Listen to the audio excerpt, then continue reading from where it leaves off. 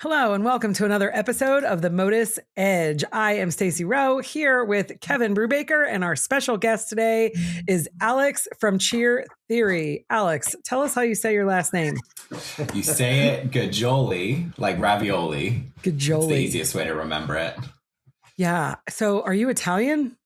I am Italian, yes. You are Italian. So I would have said it like Gioli, like Gaggioli. Gaggioli. I've actually never heard that one before. Usually I get Gaggioli.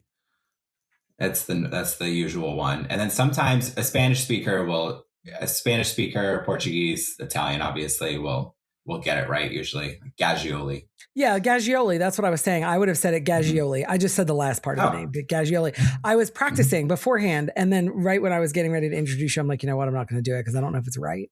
No, I'm just going to say my friend Alex, and I'm going to go with that. Yeah. There you go. Alex G. Maybe I might throw a G in there just for good measure. Gaggioli. I love it. I'm Italian. My maiden name, as you know, is Fabrico. So I am Italian. Yeah.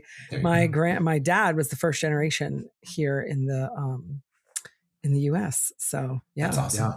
Fun fact, my son plays soccer on a competitive like ECNL soccer team, and there are 18 boys on the team, I think. And of the 18 boys, 15 boys could play for another country. Whoa. Because they either have a parent that, is a citizen, or they have a grandparent that is a citizen of that country. So my son technically could play, we determined, for Italy, and he is a fair-skinned redhead. Wow, that's awesome. Could you imagine? I love it. I come from a soccer family. Both of my sisters played all the way up until college, through college actually. So that's awesome. Very cool. Spent a lot of time at the soccer field. Nice. Where did they play? My sister played at George Washington, and then she transferred to Cornell. That's where she finished. Oh, Cornell. So okay. She's smart and an athlete, because there's no dumb soccer players at either one of those schools. Yeah, so. I like it. And then she, to later on, she went to get her PhD at Stanford. So wow. Okay. So she's the golden child. Got it. Yeah, exactly. My siblings call me the golden child. So I'm sure that if you guys call her that, she doesn't like it very much, but I can relate. I mean, I would never give her such a compliment to her face. So got to keep it competitive. Oh, that's funny. So how did you end up in cheerleading? I took gymnastics classes. It was your classic story of, I was okay at gymnastics, was, pretty decent at tumbling, but there was a small cheerleading program that practiced there on the same nights that, I took classes, and they coaxed me over to the dark side and, started that way. It took a couple of years, but what was your favorite event in gymnastics besides floor? Oh, probably the rings. I haven't thought about that in so long. Oh, wow. Like okay. Kevin was a gymnast. I did know that. Yeah. I did know that. Not a very good one, but I was not a gymnast. Yeah. So no, you were a dancer, right, Stacy? I was a dancer. I was a dancer turned cheerleader, not a gymnast. Yeah. Yeah. She still dances. I saw her dance last weekend. So. Oh my God. Yeah. So what was your favorite part of cheerleading when you started cheerleading? Was this All-Star? Like, did you go right to All-Star, or was it school cheer? All-Star. Yeah, I went right to All-Star. It was called Thunder Elite. It was so small. Like, they had 2 teams, and then we got absorbed into a program called Cheer Alliance, which also no longer exists. But I don't know. I think my favorite part about it was that you could tumble and you could, do all this stuff that, like, I love to do in gymnastics, but it was a lot less serious. But you didn't have to do the pommel horse. Didn't have to do the pommel horse, I guess it was just, the barrier to entry was so much lower to, be competitive and, go to competitions and, have fun. Total different vibe. Yeah. It's funny because I think a lot of gymnasts that turn cheerleaders, that's kind of the thing. Casey and I talk about this a lot, actually. Cheerleading All-Star cheerleading kind of started, not necessarily from everyone doing this, but a lot of gymnasts didn't want to be as serious. They didn't want to be in the gym 20 hours a week. They didn't want to be so committed. And so they switched to cheerleading and they love it. Now, fast forward to 2025, and like it kind of is that serious. I mean, if you want to be on a world's team, level 6, level 7, like you are in the gym all of those days, practicing all of those hours, putting in all of that work. And it has become, just as serious at that level. And we joke around how like, a 5-year-old can't really walk in off the street anymore. And like, they can't make an elite team. They can't be on a tiny team. Like they got to be on a novice team or a prep team first and that's insane. That's just insane. Yeah. Like one of the toughest divisions ever is youth 1. Goodness gracious. Mm-hmm. And that's supposed to be the barrier of starting, but it's not anymore. So that's pretty crazy. Yeah. The finals at Summit at any level is pretty insane to watch these days. So it really is. I agree. It's pretty crazy. Hey, give a shout out to Kelly Vargas. She was your old coach at Cheer Alliance, correct? Because I know she came to Cheer Sport back in the day, and she's a big wig with Rebel, and we love Kelly. She's pretty awesome. Yeah. So I was on those teams. Yes, that's very cool. She brought. It's crazy. So how'd you wind up in California, and what? Give us all the scoop, because I know the story, but I think our listeners will love it. Sure. Yeah. So I wanted to go very far. I'm from Chicago, and I wanted to go very far away for college. So I was between going to the University of Miami, Florida, and going to the University of San Diego. So I decided I'd always wanted to live in California. That was the dream. So went to the University of San Diego, had not planned on cheerleading anymore, but somebody from the California All-Stars found out that I was going to, USD, and had reached out and asked if I would do a super senior year, because back then, I mean, always for a large co-ed team, they were always looking for more boys. Oh yeah. Right? And Southern California isn't packed full of cheerleaders. Most people probably don't realize that or realize how big this state actually is. So I ended up on Cali co-ed and super seniored there, and had an incredible experience, cheering. And then I had to hang up the shoes after that because I needed to focus on school for the real reason I was out here. We actually have Tanaz coming on the podcast in a couple weeks too. Yeah. Yes. Mm-hmm. Yeah. And if it had not been for the California All-Stars, I don't think that cheer theory would exist. I just don't think that I would have continued. I don't think I would have I don't think the passion would have carried over into like college. So did you go to school for journalism, or what did you go to school for? What did you go to college for? I went to college for marketing. So I have a business administration marketing degree. I originally was an engineering major, but that quickly turned into business. I have a math degree and was almost an engineering major, but I ended up just getting a degree in math and a minor in secondary education. And I just decided to teach. I thought I might want to go into engineering. And then I was thinking about like actuarial sciences and kind of becoming an actuary maybe. And then I ended up just teaching, and then I opened up my gym, and that was the end of that. And I don't use my degree now. So there you go. Yeah, I'm sure you use it. I'm sure you use it in ways you don't even think about. I think the logic I think I'm very logical. And for sure. I think that's from math, and I think the logic sticks with me still. So Stacy, you engineer Cole, Casey, and myself every day. I'd say you're definitely an engineer. Yeah, I mean, you did the math for the competitions every weekend, so you're using it somehow. I couldn't believe how many events there are now. I was so shocked, and then I counted up the event weekends, and I did division. I mean, it's really difficult math to do some division, but I was curious to know about how many events that would be per weekend. And then I'm like, okay, there's 50 states. Take out Atlanta, or take out Hawaii and Alaska, because there's not events in every weekend in those states. There are not. And then when you really divide it out, it's like that's like 2 at an average, basically, of 2 events per weekend per state.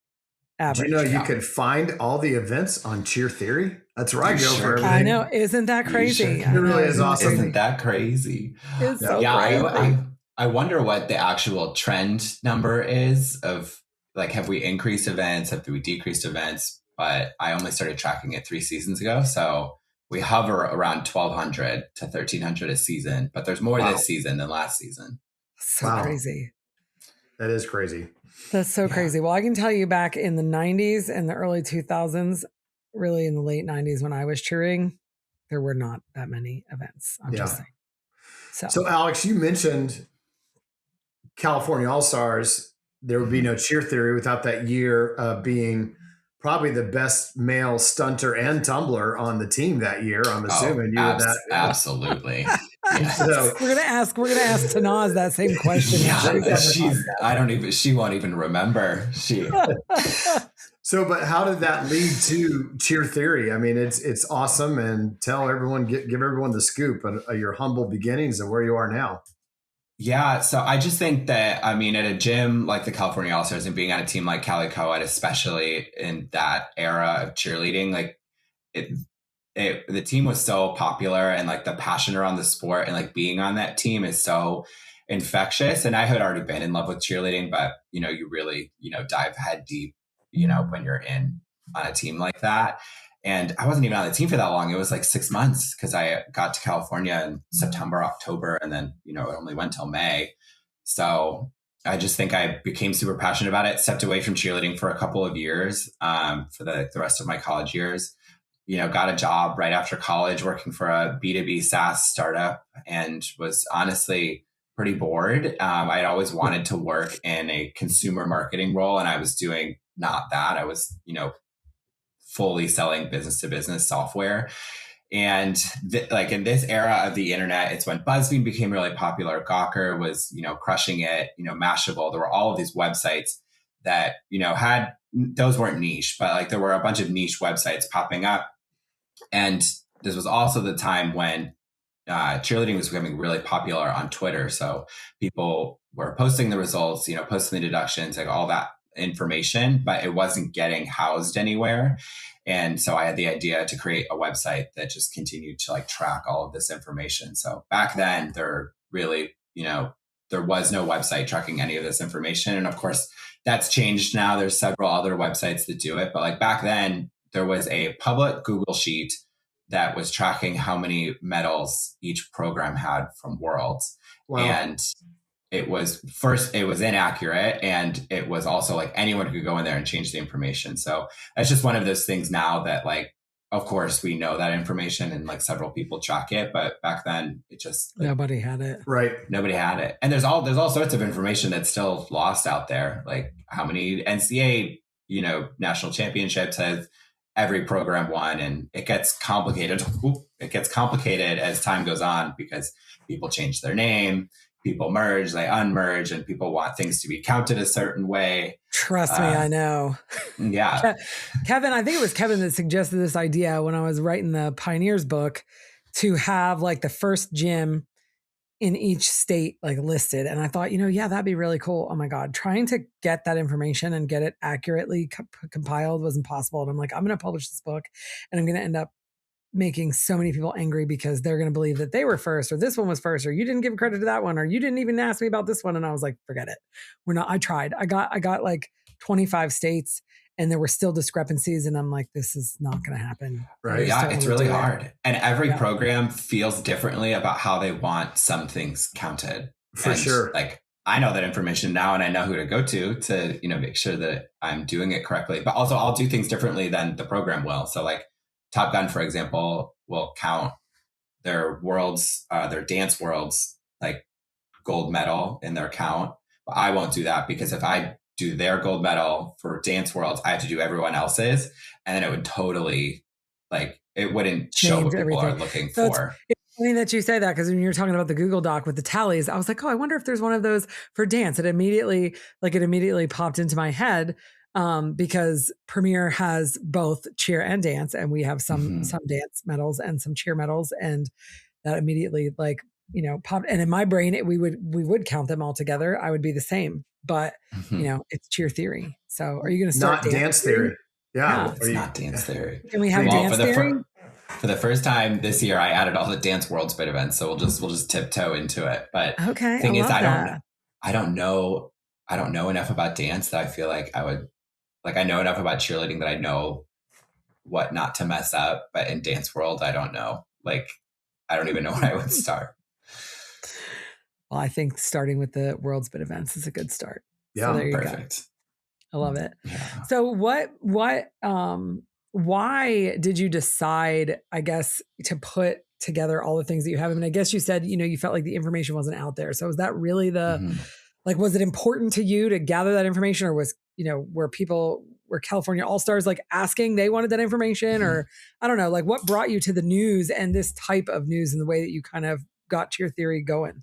That's a good question. I don't think I've actually ever been asked that question either. So I think I saw an opportunity to like build like an internet business, and that's was like the main crux of it. Like I was just super interested in seeing if I could do it.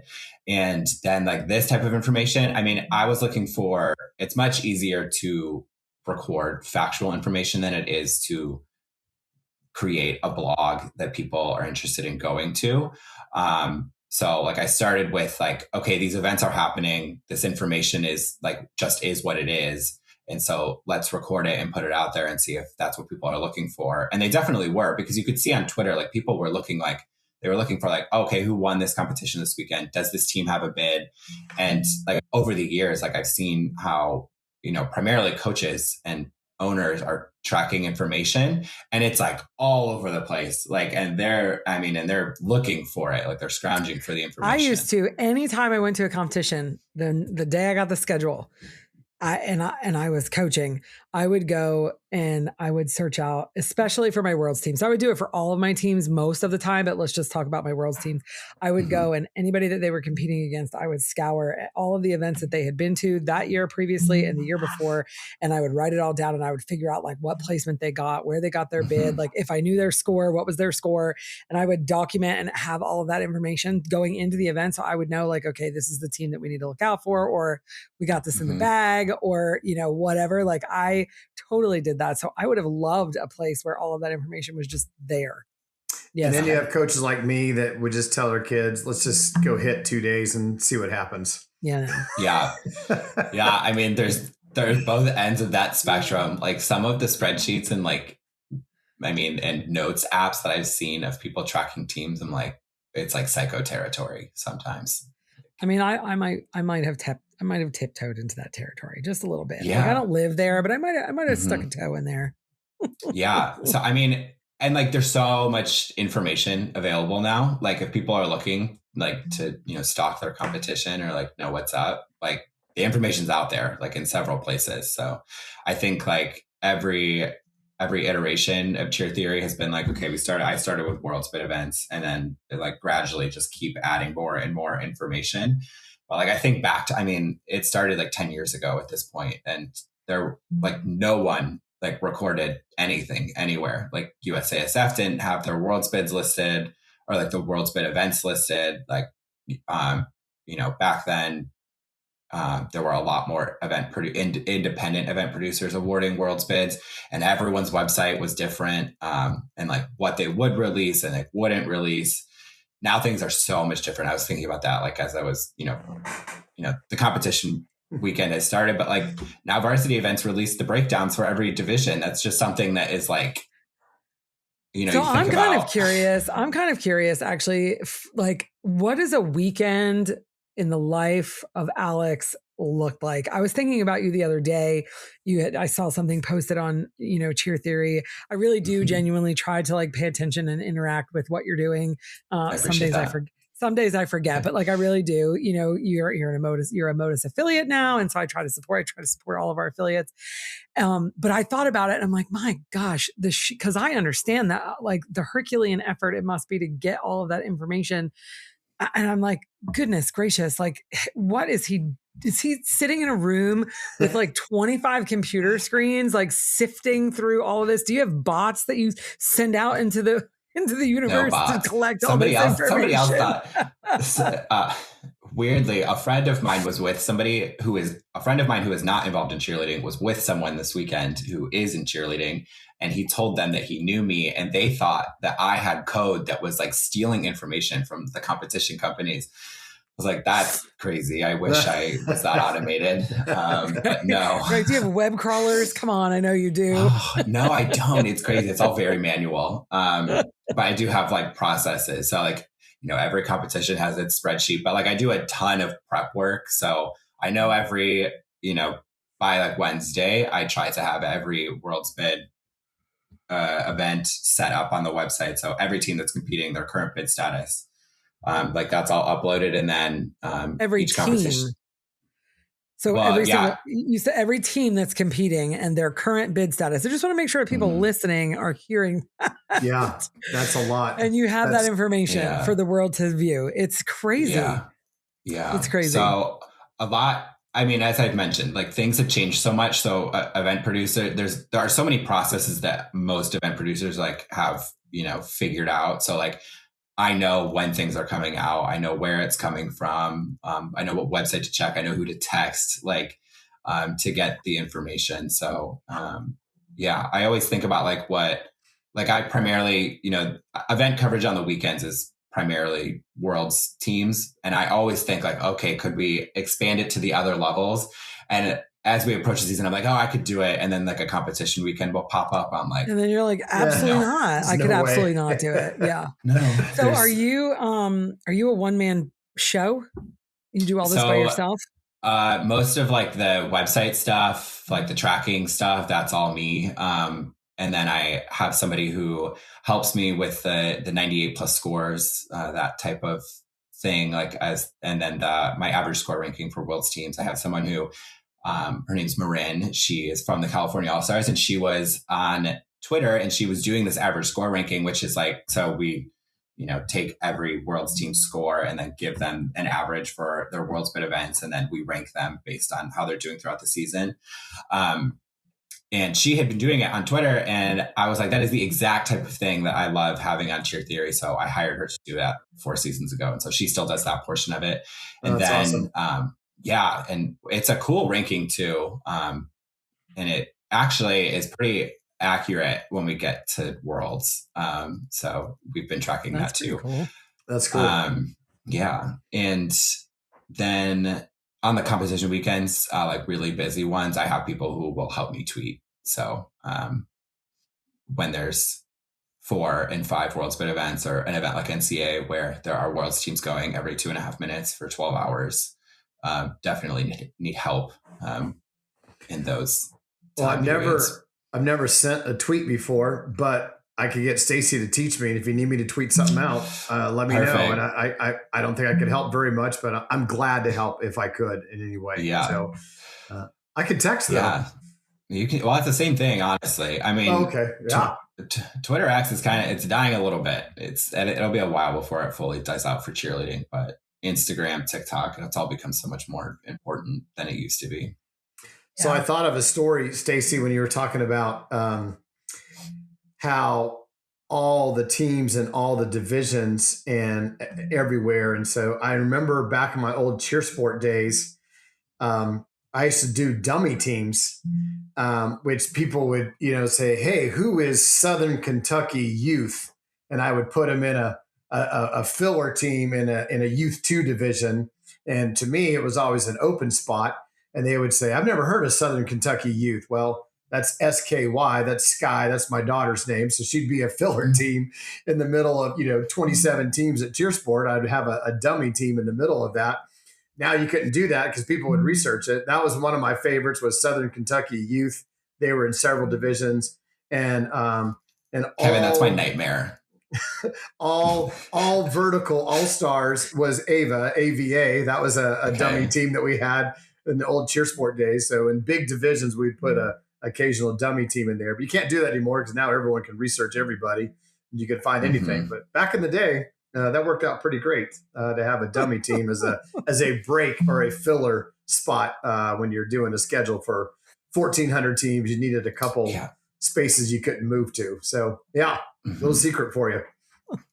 That's a good one. And Alex is still searching for Southern Kentucky youth. Yes.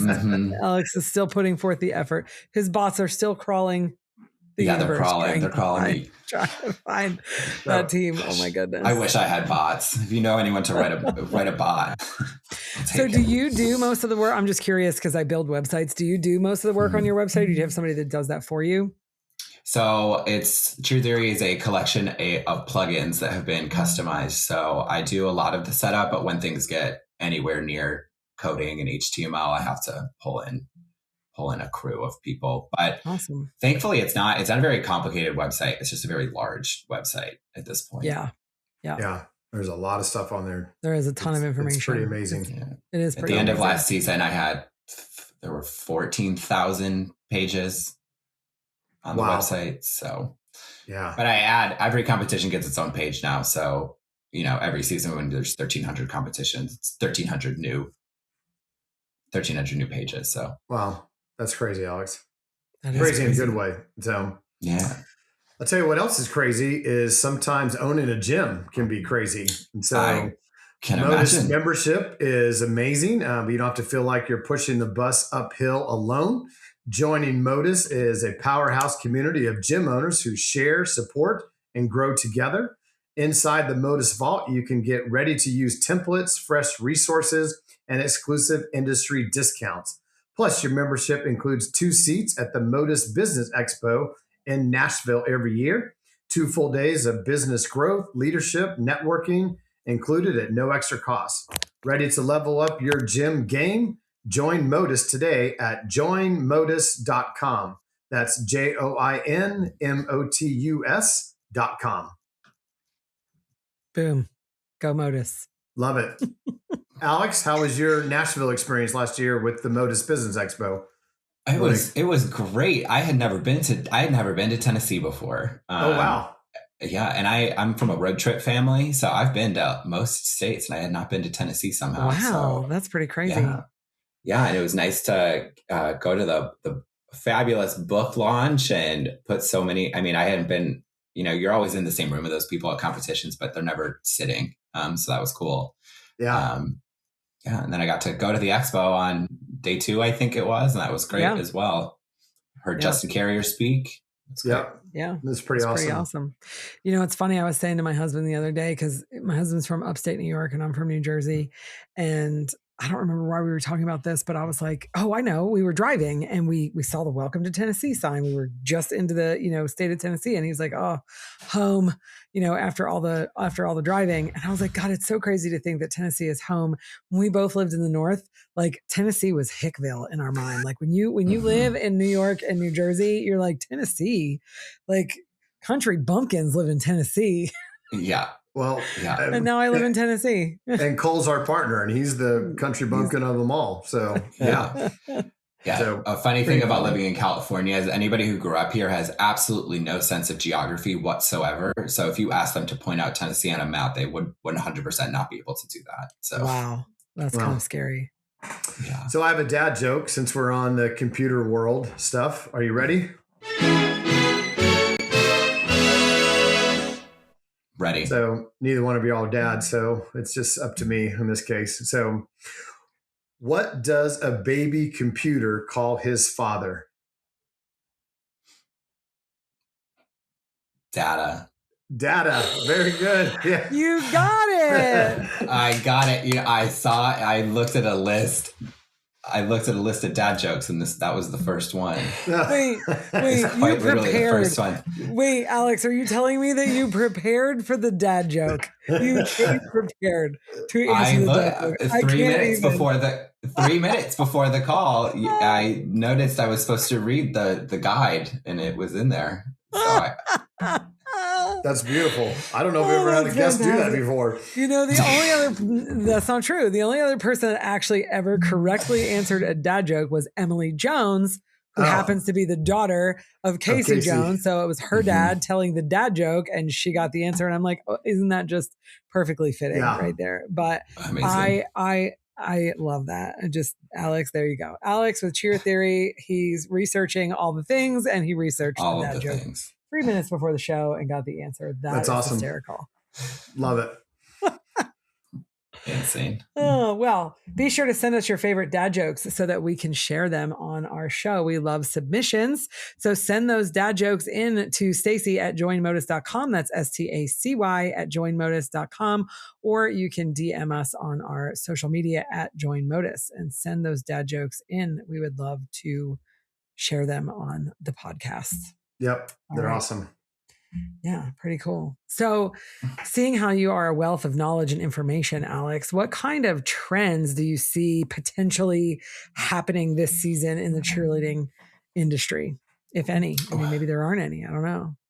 Well, I mean, there's always a trend, right? I was just, I mean, now that we're 2 weekends into World's Bid event season, I think that there's so many different types of cheerleading now that people will always try to pinpoint, be like, oh, choreography looks like this or looks like that.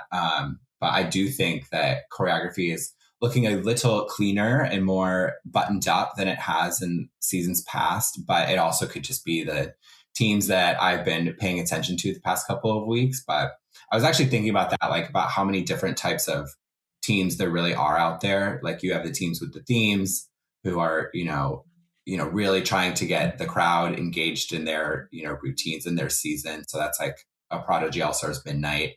And then you have, super clean, precise, and that's like Stingray All-Stars. And, we just saw them compete last weekend on the big stage for the first time.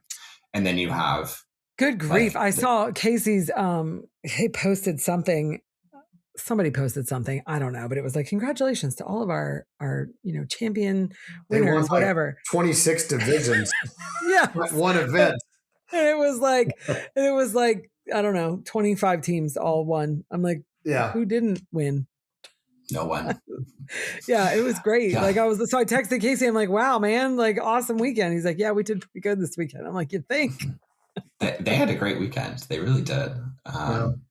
Yeah. And then you have, I was on a podcast a couple of weeks ago, the Cheer Mom podcast, and she was asking me about large senior and why people are so obsessed with it, and why it has such staying power. That's a good question.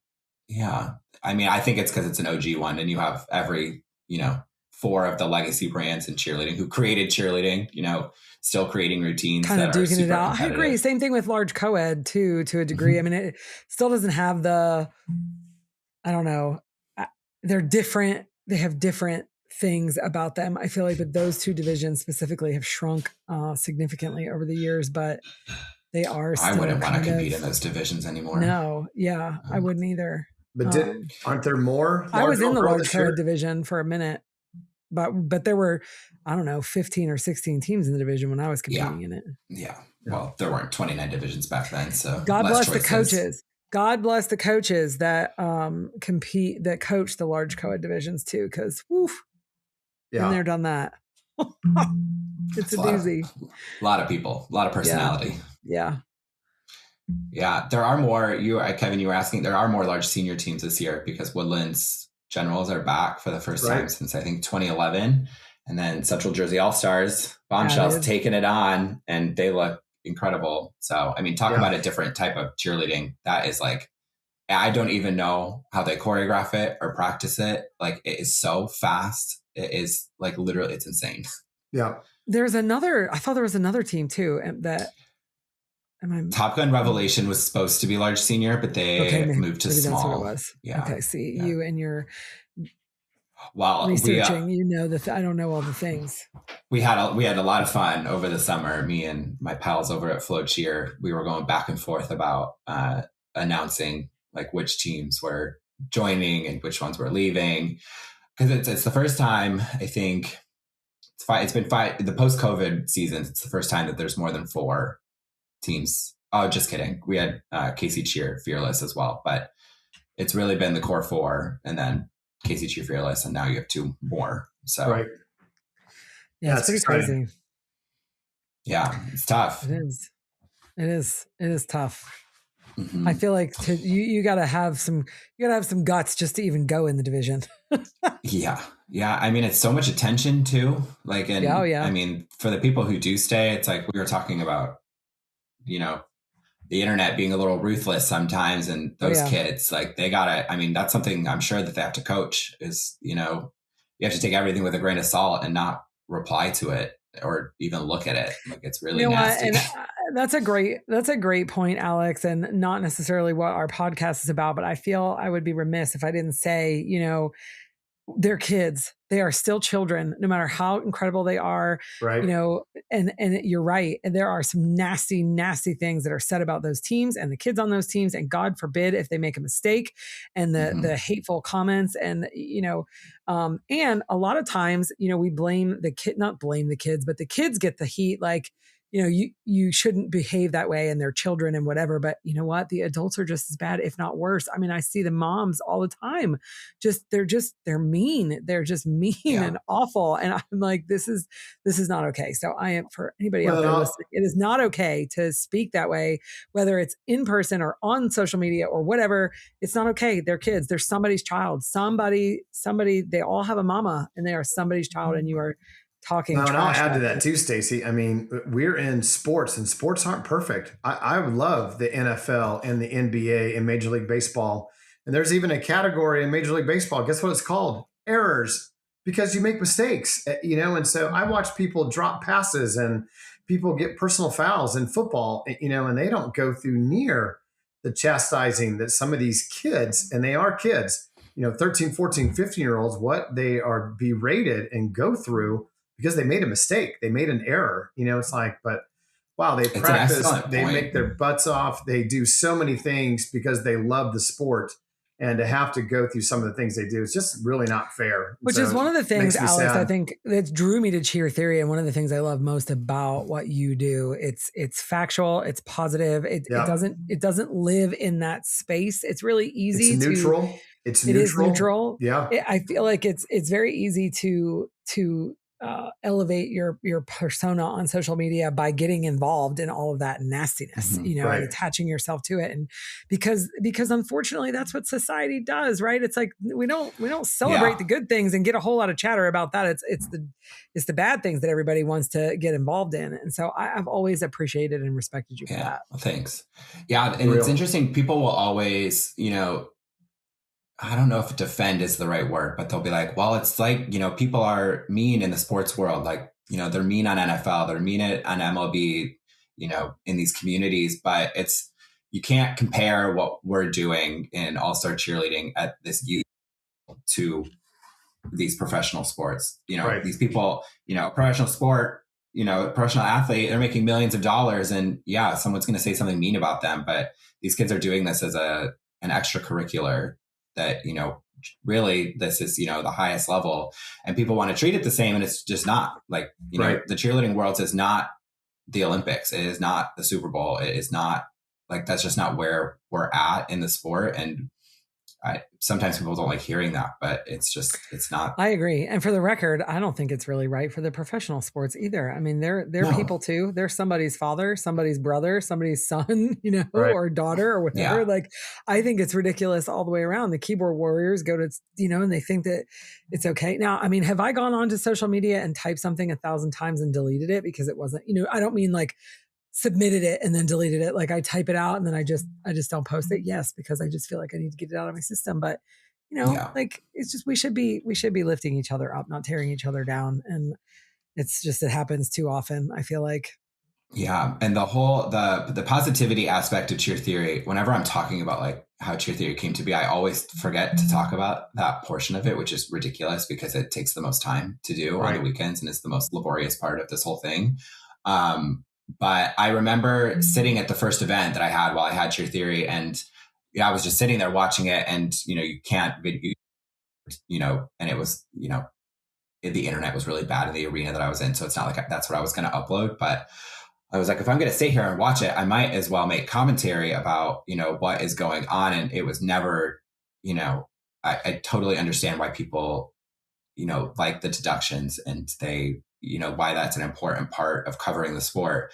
But somebody was already doing that. So I didn't want to, also do that part of it. So then the positivity aspect, popped into it, and it was a good way to, build a community to, get to like the website and like do the actual, business that I was like trying to build. So it was an accident. But now is like the, cornerstone of what my coverage looks like. So.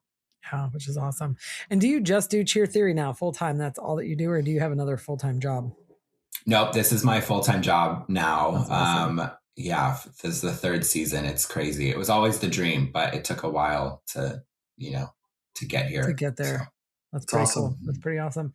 So what do you think is the biggest hot button issue in the industry right now? Gosh, so many that we could pick from, but I think that I think from my point of view is that there is so much information available and people want to know and understand the sport, but it is so complicated. I agree. There are so many divisions. There's so many different types of competitions. The score sheet, I mean, just people getting exposed to the scores has helped so much because people now have a frame of reference for what a score should look like. And I think that like now Varsity is releasing the score breakdowns for every division. I think it's going to help people understand how scoring actually works. But I always have thought and always have believed that one of the reasons that cheerleading doesn't grow as fast as other sports or doesn't have as big of a fan base because it is so hard to understand how it works. So like every aspect of it is, foreign to most people. And we don't have a professional organization spending hundreds of millions of dollars every season to, not berate people with like information. So you have, MLB who tracks every stat under the sun, but there's also like a very simple way to understand baseball. Right. And then it also trickles down like the same way that they, score baseball at the MLB level is how it's happening at your, kids, T-ball league. Right. Yep. But cheerleading's not on prime time 4 days in a row every weekend. So, people truly don't like understand the sport. Well, even if it was, which version of it, because there's a variety of versions and they're all different and they're all scored differently. And then there's different score sheets and yeah, it's exhausting. And there's like the cultural understanding of it too. Like, the Dallas Cowboys cheerleading show on Netflix, they call them cheerleaders, but that is not what all-star cheerleading looks like. And then even in the show, the coach is talking to her, it scared me, that the coach is talking to her, I think it's her daughter. And then her, granddaughter is like, I want to be a cheerleader. And she goes, well, you'll never be a Dallas Cowboy cheerleader. If you're a cheerleader, like you have to be a dancer. I'm like, then why do you call it that? Like you're the coach. Right. But it's the cultural aspect of it too. So, yep. Because they've always been called cheerleaders, I guess. Right. So I don't know, but I agree. Yeah. So I don't know if that's a hot button issue, but that's the issue I think. No, I think that's a good topic. I think that's a good discussion for sure. What are your future plans? If you have future plans for Cheer Theory, like the big dream, the long term down the road, 10 years from now, Cheer Theory. My gosh, 10 years from now. Well, maybe just spooky. 3 years from now. Okay, 3. The goal is always to add more information that people are looking for. So, it started as primarily, focusing on the cheerleading world's divisions, and it's like slowly grown to, include all types of competitions and all types of teams. So just expanding what information is available. There's still a lot of missing stuff too. Like the non-worlds divisions make up the majority of the industry, and, that's where coaches are putting the most of their attention. So it's like, how do I provide more information that they're looking for? And also like entertaining too. So like what information are people interested in, consuming on social media? And San Diego had a sports renaissance a few years ago. The Padres baseball team was doing really well. We got the San Diego Wave, which is an NWSL team. And then we just added an MLB team, or not an MLB, an MLS team, last season. So, culturally, I was much more invested in professional sports than I had ever been. And I became obsessed with the way that their social media and marketing teams were promoting what they were doing, and have tried to do some of that with Cheer Theory on social media specifically. Very cool. That's what inspired a lot of the rankings, a lot of the 98 plus stuff, because if you give people more to talk about, it's like, how do we help cheerleading grow through all of the avenues that we, currently have. So. Yeah. I love it. So obviously you, Cheer Theory recently joined MotUS as an affiliate. Yes. So how do you feel like the gyms can get involved or benefit, from Cheer Theory? Yeah. So, one of the main reasons that I created the directory of all of the competitions is because every day somebody was on ASGA asking for an event that matched this score sheet on this weekend. So I went and built that. So, if people are looking for competitions, like I am, like I can be a very helpful resource in finding that information. Most coaches that I know use Cheer Theory to track bids, whether it's the Cheerleading World Summit, D2 Summit, Youth Summit, All-Star Worlds, now, the AIA One Prime Global Finals. Tournament, the One Prime Finals. Yeah, where's the list? We can add it. So I mean, if people are looking for information from a competition standpoint or a bid standpoint, I can probably help you out there. That's awesome. It is. If you've never been to the Cheer Theory website to see everything, and you can get it by state or by area code or different places or different months. I mean, it is literally, how many total competitions are listed for this year? Just what's this the year? number? I think it's almost 1,400 because I added a bunch of international events. So yeah. So that's a lot. And where, Alex, can they go? What is the website? Cheertheory.com and at Cheer Theory on every platform that exists. So, or just Google it. That was actually part of it too. If you Google, your SEO's on point. Yeah. If you Google anything cheerleading, hopefully I'm popping up. Put a lot of effort into that. You definitely are. Even when you're not typing in, you just can be typing in anything cheerleading related. And I feel like a Cheer Theory, link pops up. So SEO on point. Yes. That's my world. You're crushing it. Yeah. Thank you. Thank you. We're trying to do the same thing in a very short period of time. We're not quite as good as Cheer Theory yet, but we're getting close. It took a long time. It helps if you keep posting for 10 years straight. Yeah. Google tends to like that. For sure. Yeah. And people are actually viewing your content every now and again too. That's helpful usually. Yeah. Yeah. Now I just got to make sure that the ChatGPT bots are stopping me too. It's always something. How many people go to your website every year? Every year. The website, well, I'll say this, I don't want to give that number, but my content was viewed 87 million times last year across all platforms. Wow. That's pretty crazy. That's pretty awesome. Yeah. Good for you, man. I'm happy for Thanks. you. That's awesome. That's pretty awesome stuff. CX brands? Yeah. Let's do it. So we do competitions for an event experience that's about you, and CX Brands brings the energy with unique competitions. We have the Cheer Expo, we have Cheer X, we have Excite and Excel, 16 different events throughout the country, each designed to deliver excellence from start to finish.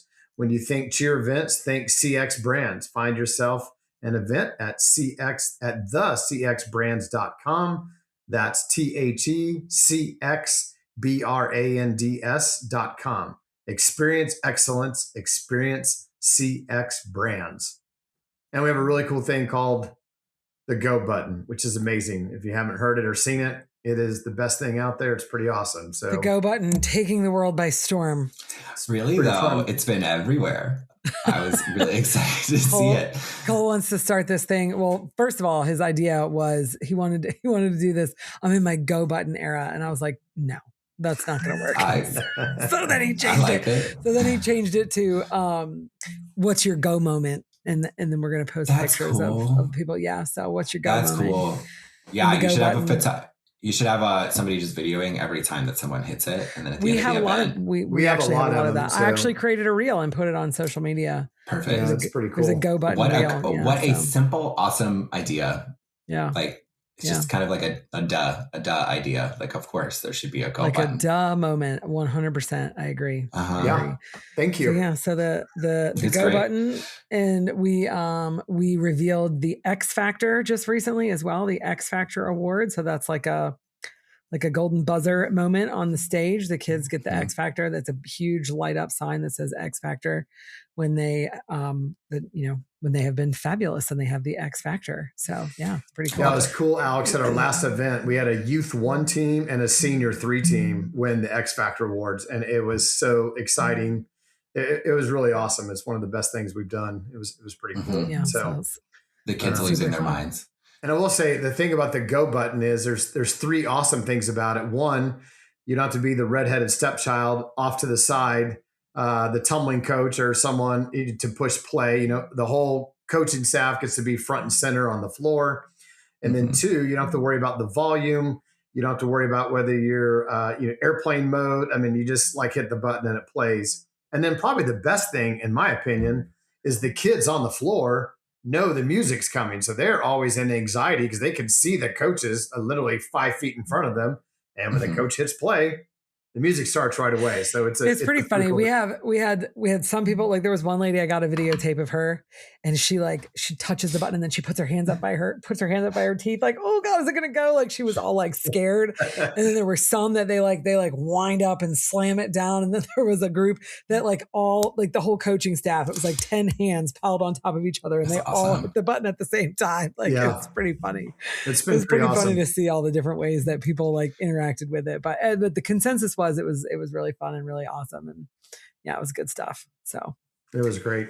So okay, so it is 2026. We're in the new year and we have started doing these rapid fire get to know you questions. So Kevin's going to start and he's going to ask you a series of questions and I'm going to go and you're going to have fun and answer the question. You're going to have fun, Alex. You're going to have fun. So fun. And you're going to like it, darn it.